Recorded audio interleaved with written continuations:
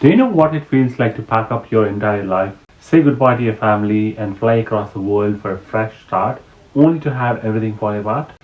That's what nearly 50,000 experienced last year when they were granted study permits to come to Canada, but they never showed up to the colleges. 50,000.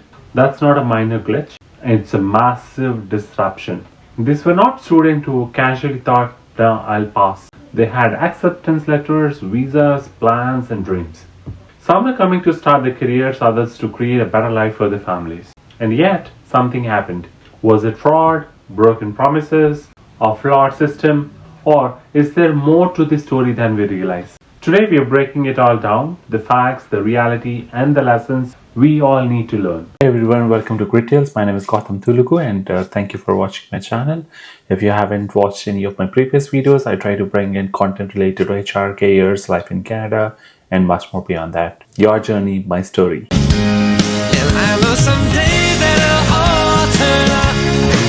me, this one hits deep whether you are a student, a parent, or someone who believes in the power of education to change lives. Let's start with the basics. Canada is absolutely a dream destination for international students, and we talked about this several times in my videos. A world-class education, multicultural experiences, and opportunities that can open doors to permanent residency are some of those things that people keep in mind when they want to come to Canada. But last year, something strange happened.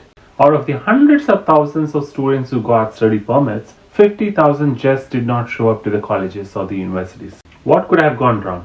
Well, here's what we know so far from the news that's been posted by Globe and Mail. Some students were victims of fraud, misled by unregulated agents or third-party consultants. Imagine paying thousands of dollars to an education agent who promises you the world, an easy pathway to Canada, a guaranteed college spot, and even a job waiting for you. But when you land, you realize the college isn't what you thought, the promises were fake, and you are left stranded. Now, here's the thing, not every agent is bad. Many do work great and genuinely help students navigate this complex process, but there are others who are in it purely for profit, exploiting young people who are desperate to build a better future. And for these students, the fallout is devastating: lost money, broken dreams, and in some cases, even deportation. But that's not the only reason so many students didn't show up. Some never made it past the immigration process. Canada has been cracking down on misuse of student permits, especially after seeing cases where people use them as a way to enter the country, not for education, but for work or even illegal crossings into the United States. That's one of the major concern areas and talked about a lot these days. Well, it's a complicated issue and there is no one-side story to it. On one hand, you can't blame the Canadian government for wanting to maintain the integrity of its immigration system. On the other hand, these measures can make life even harder for genuine students, those who actually want to study and contribute to Canada's economy and culture. And then there's the issue of priorities. For some students, the moment they land in Canada, their focus shifts. Studying becomes secondary to finding work, supporting family back home, or even chasing permanent residency. I still don't understand if they don't report to the colleges. I don't know what's the possibility of getting them for a PR without having to claim their points in the express entry system.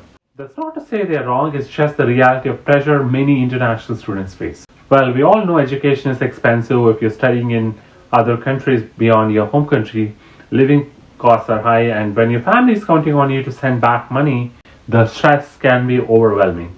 Let me share a story. An individual came to Canada as a student a few years ago. She had a clear plan: finish her degree, get a job, and settle here permanently. But within her first semester, she realized the job market was brutal. She needed to work full time just to pay her rent, and her studies started to suffer.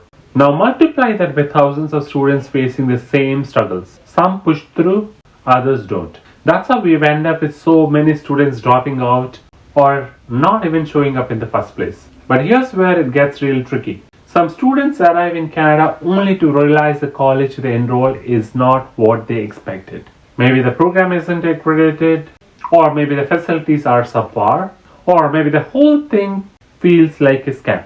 This is where the role of Canada's educational institutions comes under scrutiny. Are they doing enough to ensure students are well informed before they enroll? Are they maintaining high standards for international programs? Because when students feel misled, it's not just a personal loss, it damages Canada's reputation as a global educational leader. So, where do we go from here? How do we fix this? First, there needs to be more regulation around education agents. I know Government of Canada is trying to introduce new compliance requirements where in case somebody provides or misleads people and there are heavy penalties that are coming up, that's a work in progress that's going to be announced pretty soon, which is definitely a welcome sign. So if someone is helping you with your application, they should be accredited and held accountable for everything. No more fake promises or shady practices. And the second thing, institutions need to step up. They also have a strong responsibility to provide transparent information, set realistic expectations, and support students throughout their journey, not just take the tuition and leave them to figure it out. And finally, as a global community, we need to have honest conversations and about the pressure on international students. They are not just here to study, they are here to survive, to support families, and to build futures. So policies and systems need to reflect the reality, not just punish them for it. Let's not forget, behind these 50,000 no-shows are 50,000 stories. Some of heartbreak, some of frustration, and some of resilience. And these are young people with dreams, just like you and me. They're not just numbers on a spreadsheet, they're humans trying to navigate a system that often feels stacked against them. So I want to hear from you. Have you or someone you know faced challenges as an international student? So what do you think needs to change to make this process better? Let's talk about that in the comments. And if you find this video helpful or made you to think about something, please like, share and subscribe. And thank you for watching Details.